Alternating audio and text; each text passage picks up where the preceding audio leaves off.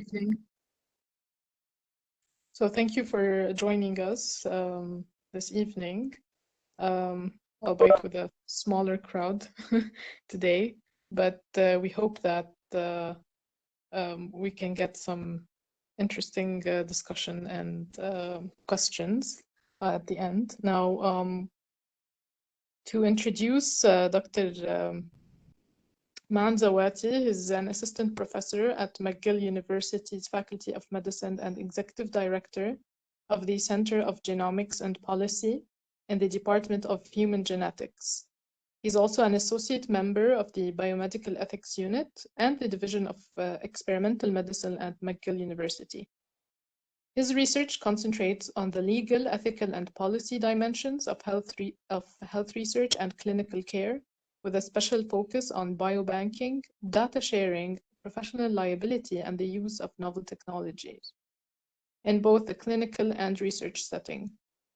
His work is interdisciplinary, drawing together perspectives from law, ethics, bioinformatics, genomics, and policy. In 2015, he was awarded the Queen Elizabeth II Diamond Jubilee Scholarship at Oxford and was named a Royal Society of Canada delegate for the IAP Young Scientists of the Year International Symposium. In 2021, Professor Zawati received his J1 FRQS Career Award. So thank you very much for accepting to join us today, and we look forward to your talk. You may have the floor. Thank you. Can you see my my PowerPoint? Yes. Great, excellent. So thank you very much for the introduction and Dr. Tadia for the nice invitation and for your leadership. How can I say no to Beirut? You know, I have a lot of fondness for Beirut, even though I've never visited it. My father did his studies there at the end of the 70s. So he did his law degree there. As Marcel Khalifa would sing, جئت في زمن الجزر جئت في عز التعب. And I recently asked him, and I said to him, other than your hometown of Zawata and Nablus, you visited Dimashq, you visited Baghdad, Khartoum, Beirut. Which city would you like to come back? And he didn't even flinch, and the answer came quickly. He said Beirut. So I wish this was live and in Beirut, but we will have to settle with this being online. So thank you very much for the kind invitation. And today I'll be talking to you about a topic that I have been researching for a very long time, and it has culminated recently in a publication as a book. And hopefully you will find interest in its components, but also find ways to associate it with some of the work that you're doing, and hopefully it will remain as topical as it was intended to be.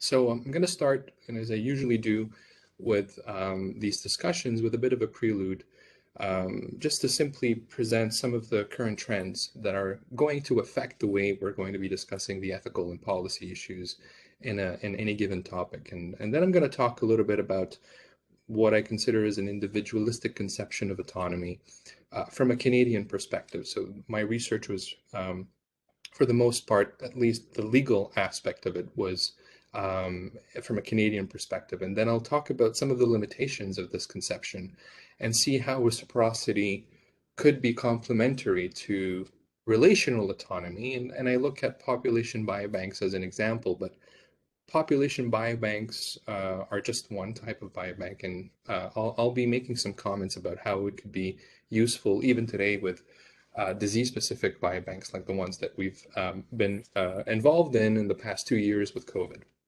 And then I'm going to say a few words about where this might be going in the future. So for those of you who have worked in the field or have been interested by biobanks in the past, you've probably seen this slide so many times, but so you'll forgive me if I show it again. 10 ideas changing the world, that was in back in 2009. Biobanks was one of them. Back then, they didn't really have a very good definition of biobank. And I've been recently interested in looking at Times innovations and Times 100 ideas and so on. And just more recently in the 2020 edition of Time, again, biobanks came back, and this time the idea of global biobanks have been seen as a very important sort of innovation for the future.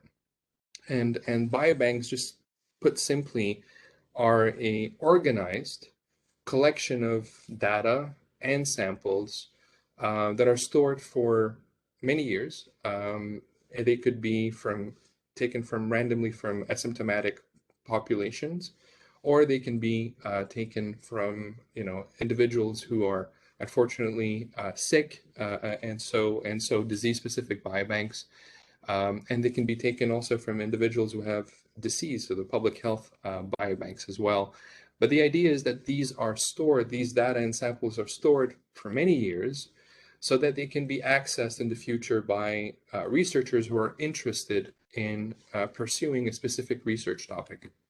And from a ethical and policy standpoint, it hasn't been very straightforward for many years, and there has been a lot of debate around scope, consent, and so on. And we have been working on this.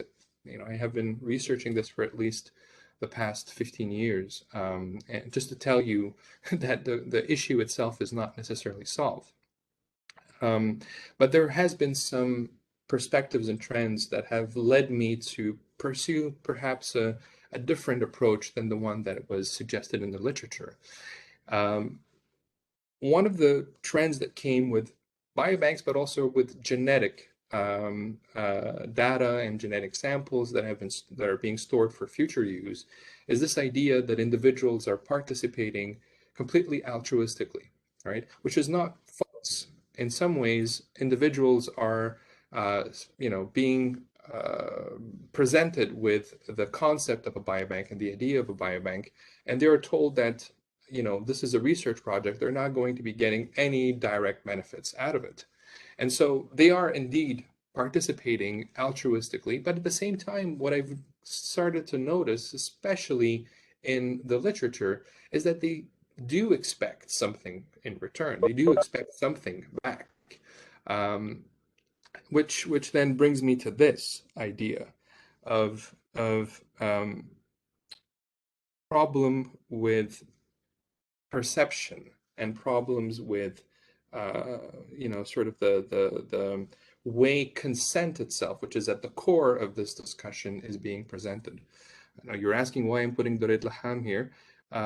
For those of you who don't know this show, this is probably one of my favorite TV shows back in the day. It's called Wad al-Misk, and it's from the early 80s. And the idea here is that you have this gentleman, whose name again is Hawar, and that he's been living for many, many years outside the country, and then he decides to return back because he's become rich and he wants to invest in his wadi. But it turns out that it's not really the real Hawar that returned, but someone else. And so this reminds me a little bit of the consent forms that we've been using in the past few years for biobanks or for other forms of research projects, which we pretend to be consent forms, but they're really not consent in itself. They become more like contracts, which is not the purpose of the consent. And the consent itself is not just a document, but it's a process that is continuous in scope. And we've tried to solve this in different ways by bringing in, of course, we all agree consent needs to be free and informed, and needs to be continuous. But now we've started using different terminology: blanket consent, dynamic consent, broad consent, specific consent. And this has created a huge, sort of challenge for researchers in both developing those biobanks, but also in the way they really need to engage with the participants. Participants need to understand and receive meaningful information in order for them to be able to participate in a research project. And consent should not be just considered as a, something that we check and that's it, but it's really a process in itself. And because of the nature of biobanks, because of the fact that when we invite someone to participate in a research project like a biobank, we actually don't know in the future who's going to access the data for what type of research. And this has led, sort of a debate around specific consent and the difficulty of having specific consent with bringing in something like broad consent as an example. But I still felt that for all of these different approaches, we were just scratching the surface here, and we were not dealing with the real issue at the core of this problem, which is the way we understand autonomy.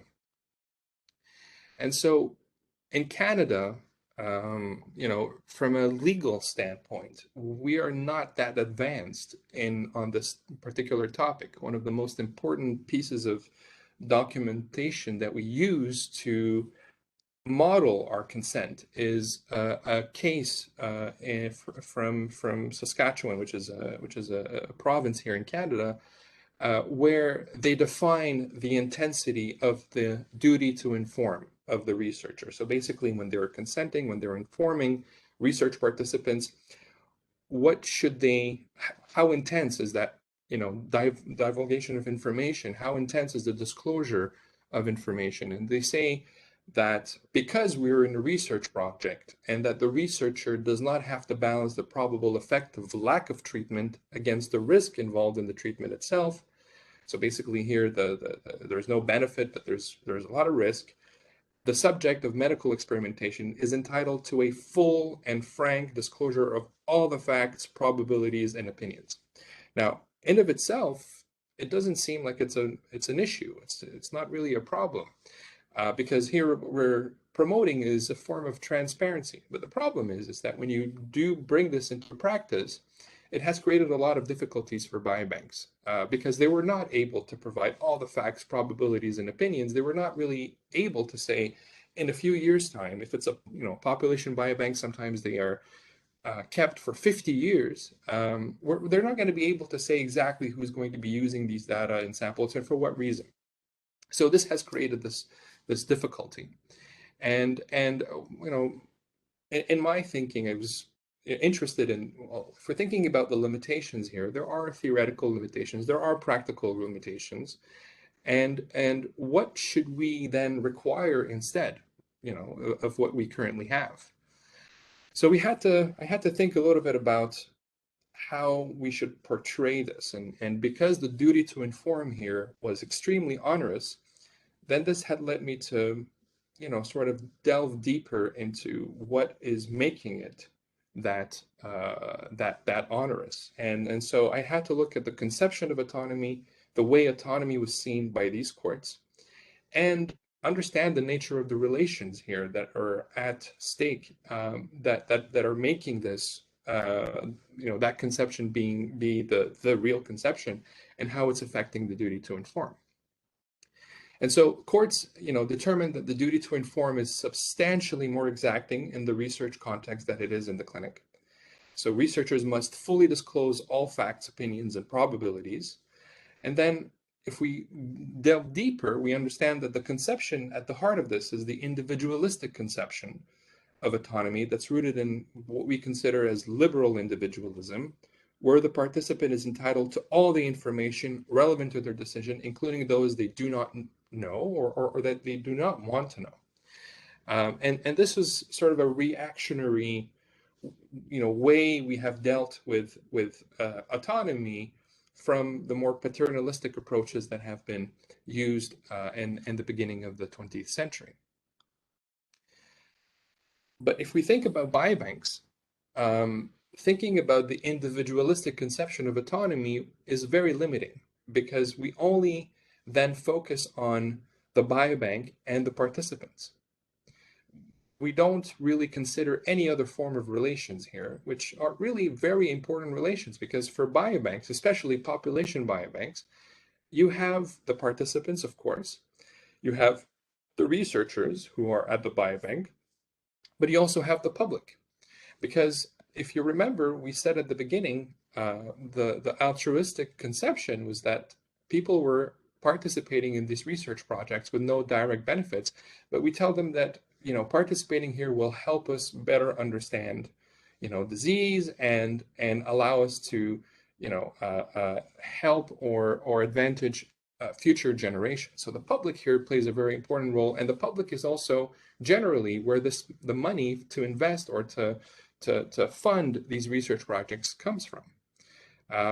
You know, the idea here is that we have understood for many, many years that complex diseases like cancer, like diabetes, are all diseases that have a genetic component, but we're still trying to figure out how this all fits in. So there are gene-gene interactions, there's genetic interactions with the environment, there's genetic interaction with, you know, your lifestyle, right? So you can be born in a family that has no prior history of cancer or no prior history of any other complex diseases, but the way you live your life, the environment that you're in could play a role in the development of the disease. So biobanks are created so that we can capture all of this information and study it over time and look at disease progression as well. That's why for many of those population biobanks, we invite individuals that are, you know, I wouldn't say at a later stage, because I'm going to get, you know, there's no such thing as later stage, but, you know, at a certain age, so after 40, because unfortunately this is, you know, the start of where we start to see some diseases progress. So there's the public that plays a very important role.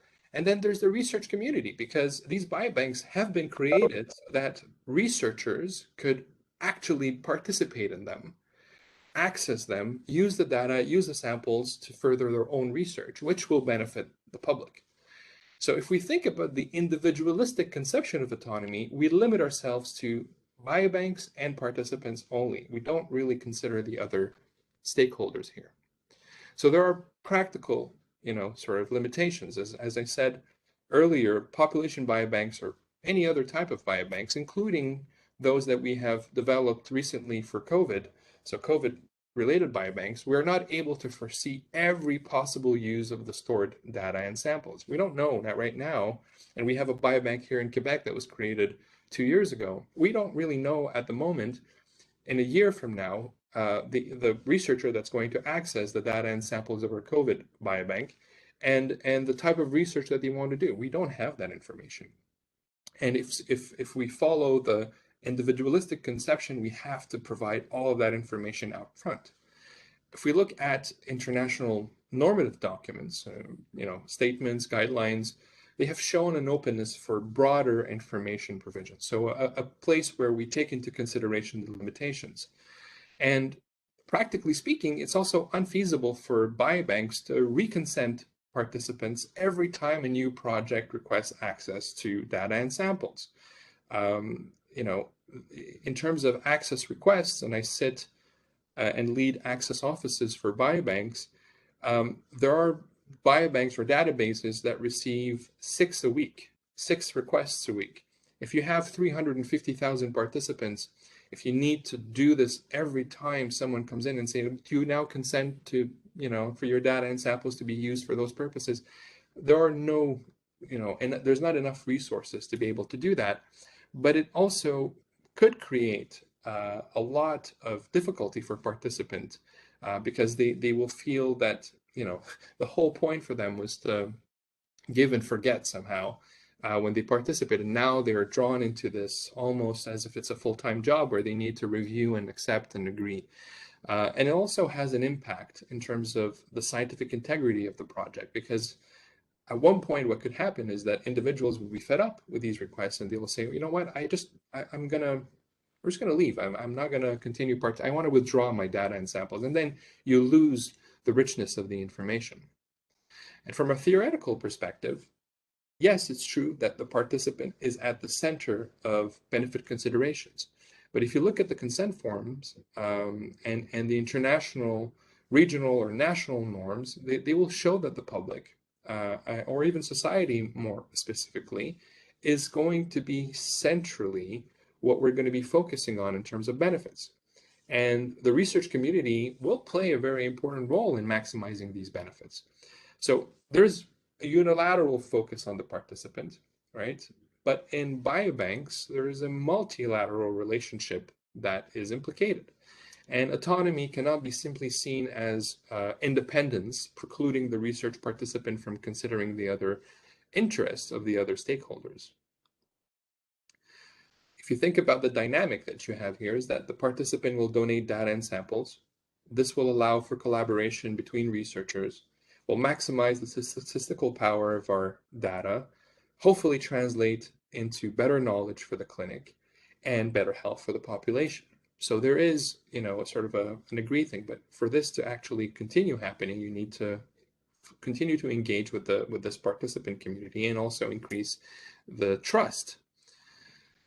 This is where relational autonomy plays a very important role, and this is, I've been discussing so far the limitations of individualistic autonomy, but here's where relational autonomy plays a very important role. And relational autonomy has been put forward by feminist thinkers over the years, and has been extremely useful to rethink some of those issues.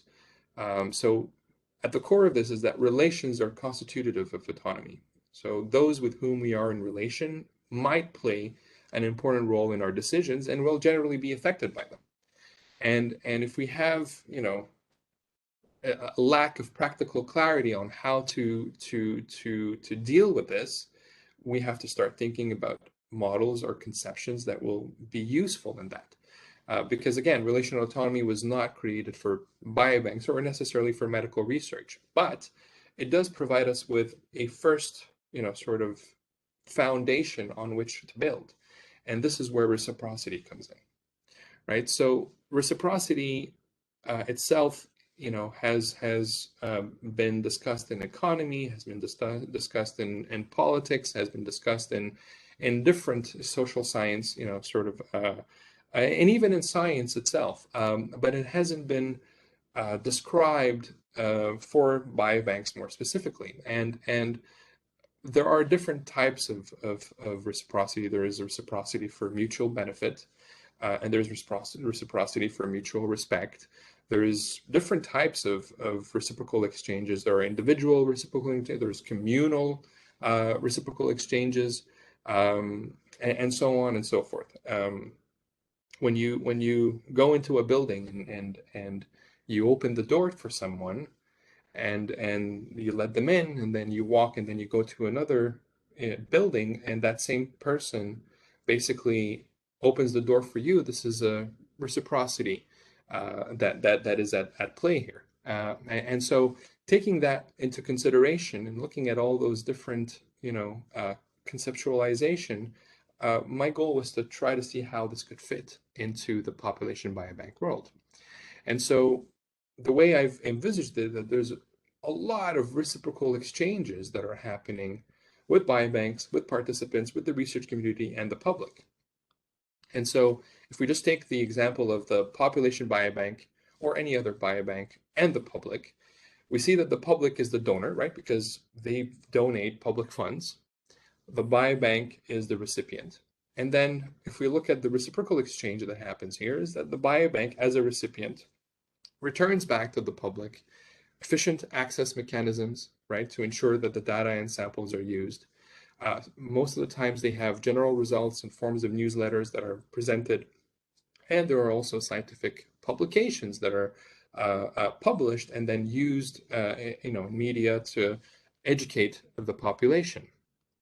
Same thing with the biobank and the research community. So the population biobank is the donor, and the research community is the recipient, right? So the donor, the population biobank, provides the research community with the data and samples, and the research community returns that by providing cost recovery fees, by ensuring strict security safeguards and privacy safeguards, by returning back to the biobank derived results. So basically they do research with the data and samples, and what they come up with as results are returned back to the biobank to enrich it, right? So there's a return.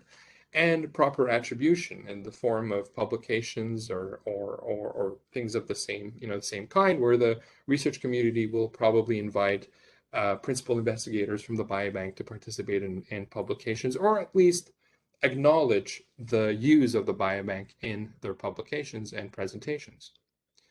Now, where it becomes very interesting for me is thinking about population biobanks and participants. And here, again, the participant is the donor, because the participant will donate the data and samples to the biobank. And then the biobank has to return something back. It's a reciprocal exchange, right? Safeguards to protect privacy, ongoing communication. If you have if we find while working on the data and samples and analyzing them that there are abnormal findings, when we're taking the baseline measurements, in terms of the blood pressure, or in terms of the temperature, or in terms of the blood test, we return this back. There's a lot more biobanks today that there were many, many years ago that are returning individual research findings and incidental findings as well. And also something that we saw in the literature and from surveys with participants, the fact that they are participating in the research project and that they see that there is one form or another of advancement in the science, it provides participants with a feeling of contributing to a greater goal, which is not something that we can minimize. And so if we go back then to what was discussed initially, and thinking about this again from the duty to inform, to the conception of autonomy, to the nature of the relations, again, we have a very traditional duty to inform of researchers that is based on individualistic conception of autonomy. In this case, the relationship is unidirectional, right? It's the researcher that has to automatically, almost like a robot, provide information, just to make sure that they've checked and that they're following institutional requirements. How participants' decisions can be shaped by their connections to others is not predominantly discussed. And now if we think about reciprocity being at the heart of relational autonomy, then you have, you see participants as a relational being, right? They're engaged in a reciprocal relationship with the biobank researcher. This then forms the core of a reciprocity-based relational conception of autonomy. And so now the question is, how does this affect the disclosure of information to participants? Well, basically, this makes a one-size-fits-all approach avoidable, right? So requirements should be founded as much as possible on denominators common across research settings. Participants become a very important part of the research and should be protected, but unilaterally focusing on them tends to alienate other critical stakeholders, including their impact on the research endeavor and how decisions may affect them. So the standard of disclosure should not be assessed by its intensity, but by how meaningful it is, right? This means that research participants should be informed of how their interests will be protected, any limitations facing the population biobank and why, how their donation will be valued, and how their decision will affect the research dynamic that we've discussed. So that should be what is at the core of the consent process. And provided suitable conception of autonomy for population biobank that reflects their multilateral, longitudinal, and complex characteristic will help us modernize the standard, right? So we have a modernization of the standard of disclosure that uses novel research typology that can be adapted to other biobanks as well.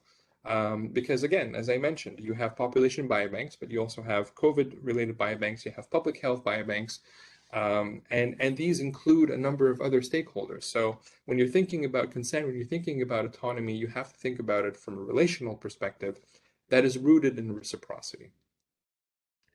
So where do we go from there? And I'll end my presentation with that, so to take your questions. So where do we go from there? We have to start thinking about governance more specifically and try to find common language that could be integrated, that has reciprocity as its core. Work that into consent form templates, as well. And this has already started as a process. Now, for a few years, we've been involved in international projects where language of reciprocity is quite prevalent. But we also have to engage with the community, and especially with participants, because they're the ones who have to sign at the end of the day these forms, and are at the core of the consent process itself. So we need some form of engagement, and that has already been started as well.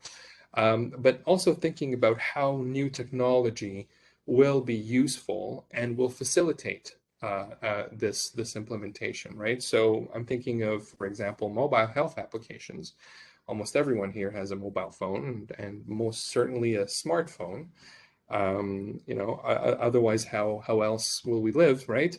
But thinking about that, thinking about how these tools could be useful for research recruitment and research participation, we start thinking about, well, when we're talking about returning information back, or when we're talking about engaging with the participants or engaging with other communities, these tools will be extremely useful to think about all of that.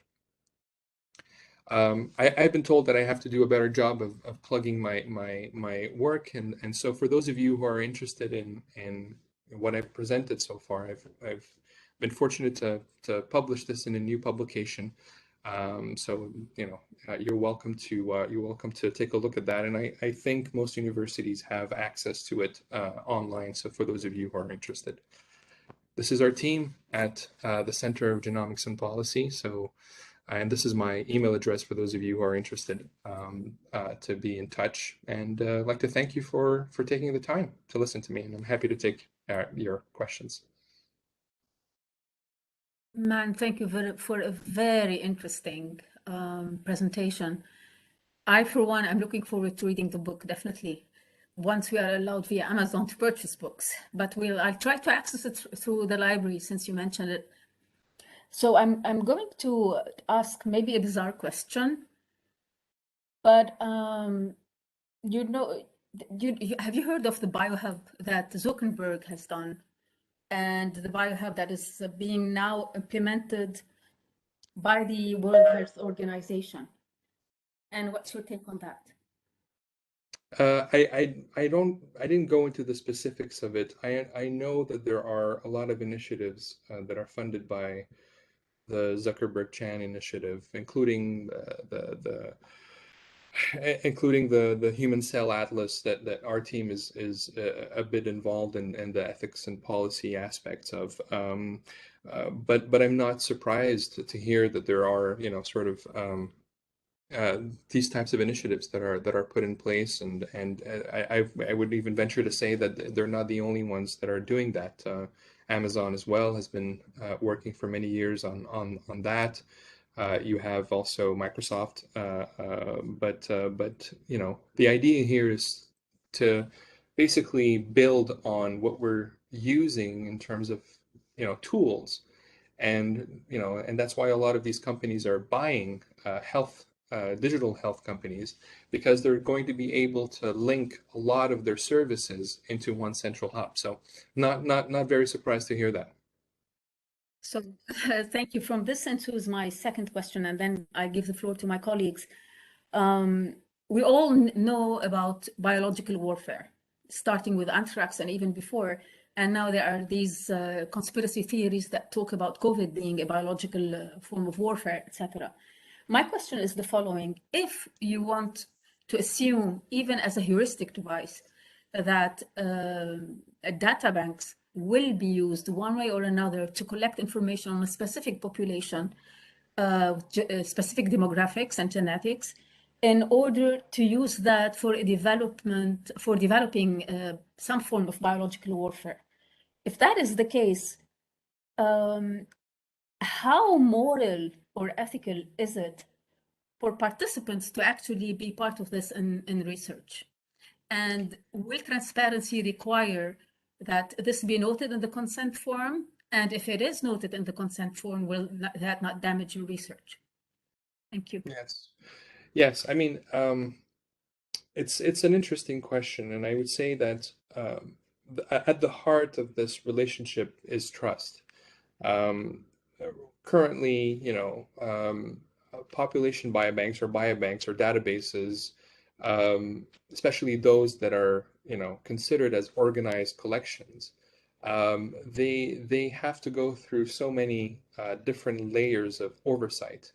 Um, and also, depending on the data and the samples that they are providing, there are different levels of protection that are put in place. If we're talking about sensitive data like genetic, information from whole genome sequencing, or data that could be, re-identifiable, or there is what we call a controlled access system. So researchers, whether they are from, the academic world, or where they are from the private industry, they have to submit an application to receive this type of information. And that application itself is not just who you are and what, where you're coming from, but really goes into the details about their methodology, what they're trying to achieve, how they're going to be, safeguarding privacy, confidentiality. They're asked multiple questions about, security even their own institutional security. And from that, there is a committee of experts that meet and review these applications to make a final decision on whether or not to provide the data and samples.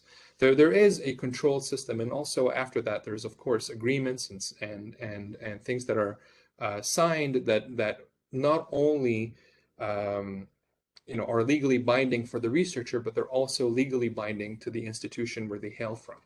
And these are, documents that could be brought to court. The applications here, or the submissions, are for research purposes, and the methodology and what is being done with this data is very closely scrutinized. Will that stop someone from using the information or the data or the samples in a wrong way? It's yet to be seen. There has been situations where the data has been used for other reasons, but they have been dealt with because of the mechanisms that are being put in place in terms of auditing and so on. And so the way I want to look at this is that currently, the system that is being put into place is a system that provides some form of mechanisms of oversight. Will we need to make it even more stringent in the future? It's to be seen, but for the moment, this seems to be the consensus approach. Thank you very much. I leave the questions to my colleague, if there are any. I think there's a question in the chat.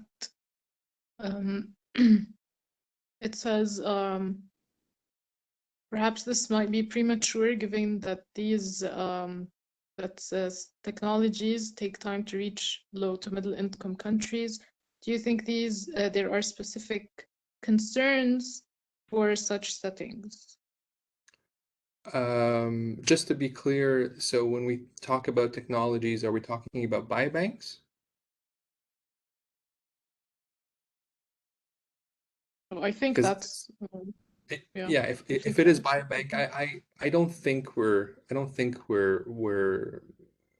premature. I think a lot of the low to middle income countries have set up biobanks, for some time now. Now the level of technology that is used and storage and so on might probably take a little bit of time and depend or defer from one country to the other. But there has been for some time biobanks that have been set up, whether disease-specific biobanks or population-specific biobanks, in many low to middle income countries, not only in the Middle East, but also in Asia and in Africa. And there has been a program that was set in place by the World Health Organization and a network called BCRNet network that helped create tools and even policy tools for low to middle income countries to do that. Now, is it the priority? for low and middle income countries to build and invest in this type of research? Probably not, but many of them have taken the initiative.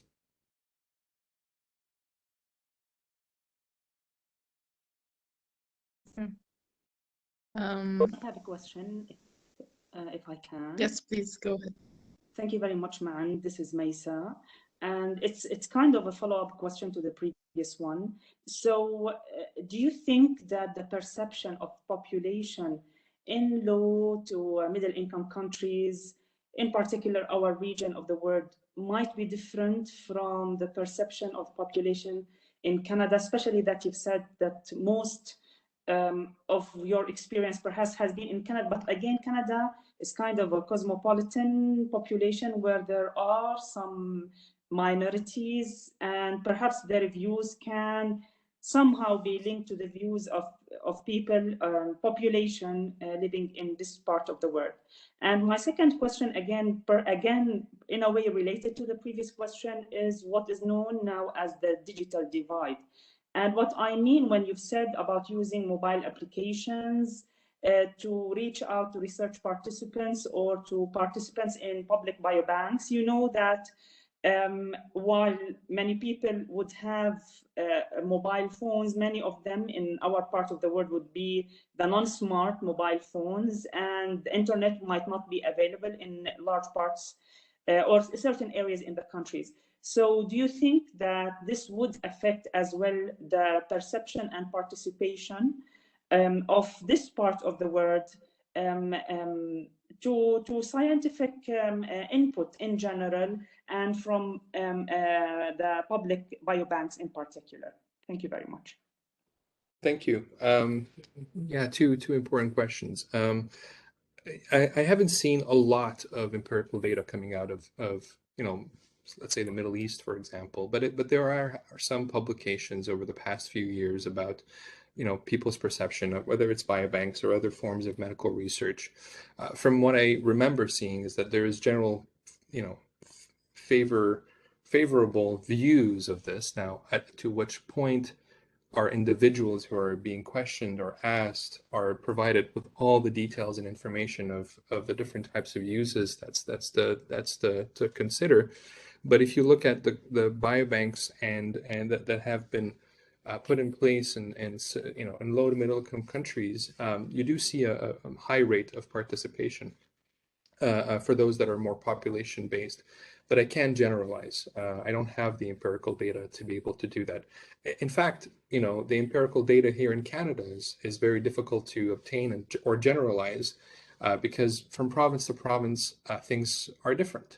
And so, but if you really want my opinion, I think that science, unfortunately, or at least scientific research, unfortunately, is being tainted by misconceptions and tainted by misinformation, or more probably, rightly, disinformation. And I think that has tainted us or tainted the science a lot over the years. And I think if you do an empirical, sort of examination of this now versus 2 or 3 years ago, you'll probably get, I think, from my hypothesis, a different, kind of perspective. I think individuals are more skeptical because of the disinformation that is rampant around us. Now, for your second question about the digital divide, I think this will always remain an issue. Whether it is in low to middle income countries or outside. But at the same time, there is, the use of mobile phones more specifically, even if they're not smartphones, has been probably one of the most used medium to engage with the populations. I mean, and just microeconomics or just micro banking, that has been one of the easiest tools to use because people, were much closer to their cell phone than to any other things. Now, will that affect potential recruitment? Of course it will. And another element that I think is much more interesting is, will it affect or will it bias recruitment, right, of participants? Because not everybody is capable of using these tools, and if they are, will they be actually to join? That will always be a problem, even in Canada or any other Western country. That is always something that we have to consider, and especially with the design of these recruitment strategies.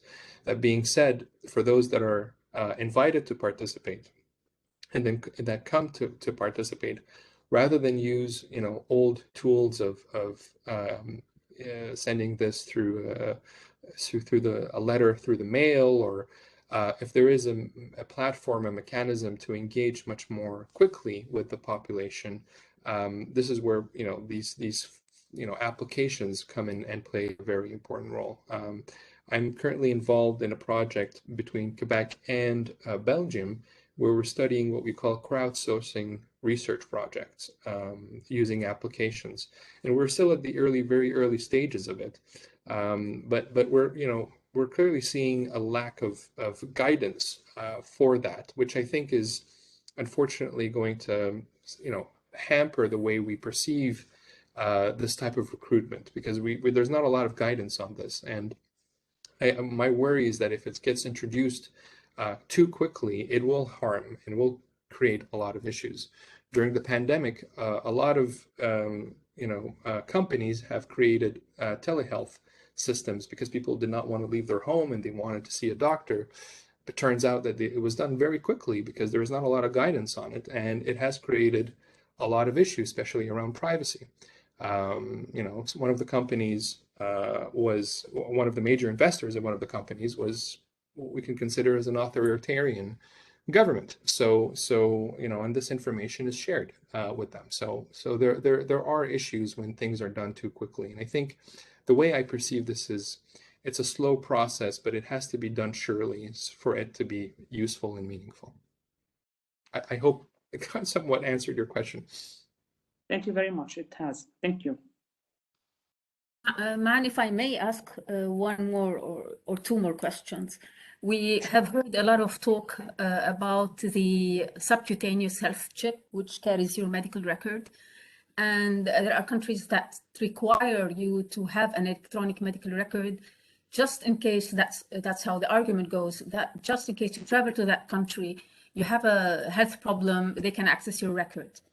So the first question is, what do you think, what bearing do you think this has on actually saying that there is real consent and the bearing of this on autonomy both ways, regular autonomy and relational autonomy? That's my first question.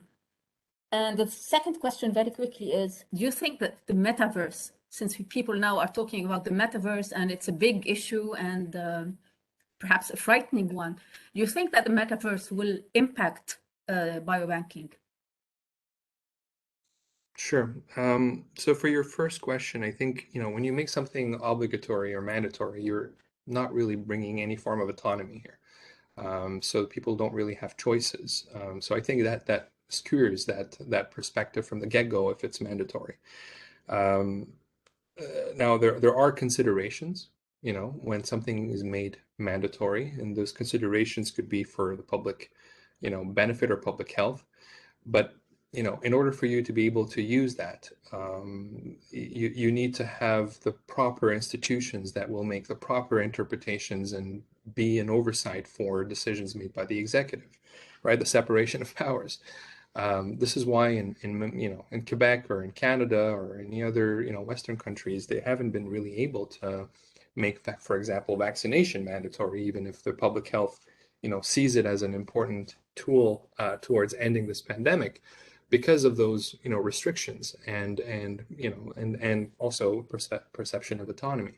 So definitely when you make something mandatory, you really don't give people a lot of choice, which is legally not impossible to do, but if it is, then it has to have a justification, and usually it's a human rights or constitutional justification that then needs to be well assessed by an independent body, which is not something that we can always count on or find in many countries around the world. For your second question, I think it will impact, and I think it will impact traditional way or traditional research. I think there is a movement towards putting everything in the hands and control of the individual. Um, Whether it's a false, sense of control or it's a real sense of control, I think that will probably deserve another of those great, sort of meetings. But I really do think it's going to impact, because I think what we'll probably see is incentivization for these participants to participate in research that's, going to be research for medical, reasons or other, um, but by bypassing the traditional oversight that we have in place for traditional research, like the Research Ethics Board or the IRB, and decisions made by the institutions and so on and so forth. And this has already started. There are projects or initiatives in the US where they say basically, you've used something like 23andMe, or you've used something like Ancestry, and you have genetic data. Well, we can use that, and what's going to happen is that we're going to give you something in return, because generally, if you look at the consent forms today for research, it basically says, hey, by the way, the companies or people who are going to be using your data and samples will probably commercialize this. In other words, make millions and billions of dollars, but you don't expect to receive anything. So they're tapping on that, and they're saying, we're going to give you something in return. And usually it's cryptocurrency or something like that.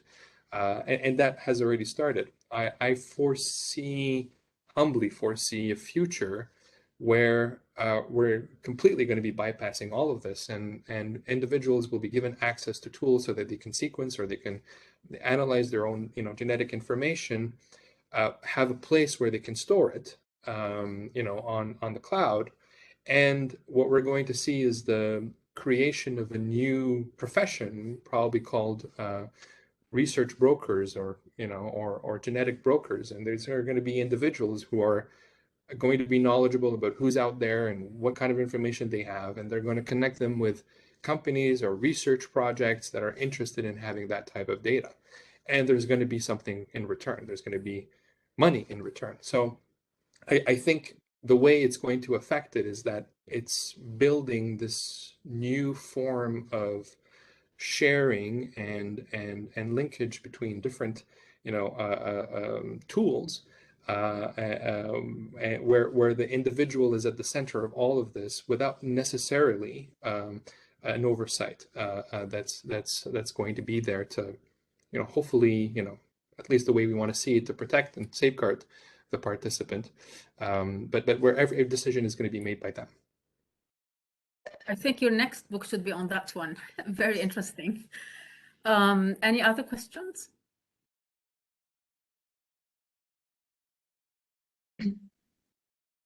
I just had one myself, actually.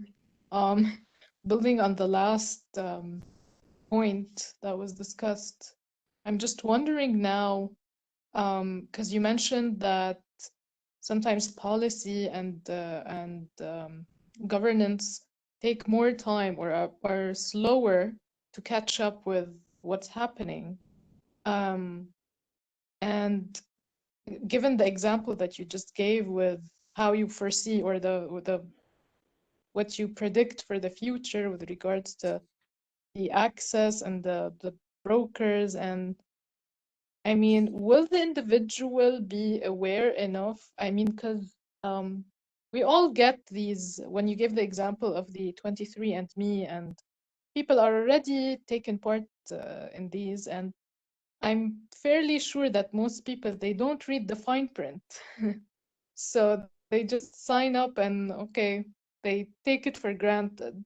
So, I mean, how critical is it to educate the masses, and will it happen quickly enough? Yes, I'm a fervent believer in the fact that human beings are created impatient, and I think this is the reality. There was a study made by actually Microsoft back in 2015, I think, that they said that, and it was for Canada. So I don't know how it is in other countries, but in Canada, it said that the average attention span of a Canadian has gone down from 12 seconds to 8 seconds. And I was reading somewhere that the attention span of a goldfish was 9 seconds. So combine that with impatience, you'll understand that, you know, a lot of people are not going to go through the terms and conditions of what they read, and they're just going to go and agree. Like when you're downloading a software on your computer and you're going to be late for, you know, your presentation and you have to download the software, you're not going to go through the fine prints of the terms and conditions. You're going to probably just agree. And I think education is very critical, but education that, you know, is done in a way that is suitable to the population that you are, you know, that you are targeting, because otherwise it's just going to, you know, go flat. I think, you know, I'm a believer in education for better control rather than information for better control, because information, so to speak, when it's provided to you, might not necessarily be something that you're capable of discriminating and understanding, and so maybe take decisions that are probably not useful for your health or for your life. If you're educated in how to understand those and how to use them, then that's probably going to be a better thing. There's a tweet by Ryan Reynolds, who's an actor, but is a Canadian actor, by the way, for those of you who didn't know. And so Ryan Reynolds tweeted something at one point saying, it takes me 90 seconds on WebMD to go from searching about, I think, cramp to coffin shopping, right? Because he's going to get a lot of information and then he gets anxious and he doesn't know what to do and he thinks he's going to die just because he has a cramp. So I think we definitely need to educate, but meaningful education is the key here. Thank you, man. I don't want to take more of your time, but I'm intrigued. You have an old IBM paper printout, something of the sort, hung on your wall. I know what the Lena B is, but The other one over there? Yeah. This one? Yeah, that's actually a 1820 English contract. It was given to me as a gift. So Beautiful. basically, this is a contract between two people. Very interesting. I hope to see you in Beirut. Hopefully, you've never been here. I really hope to see you here and to have you actually in person. It's a great talk. I really enjoyed it. I know others did. If there's nothing from your side or from the participants, I just have to say a big thank you. No, thank you very much to you and to those that have attended, and hopefully we'll be able to continue our collaborations. Thank you. I can see applauding hands and applauses. Bless you. Thank you. Dr. Man. Thank you, doctor. Thank you very much. Thank you very much, Ma'an. All the best. Take care. Take care. Bye-bye.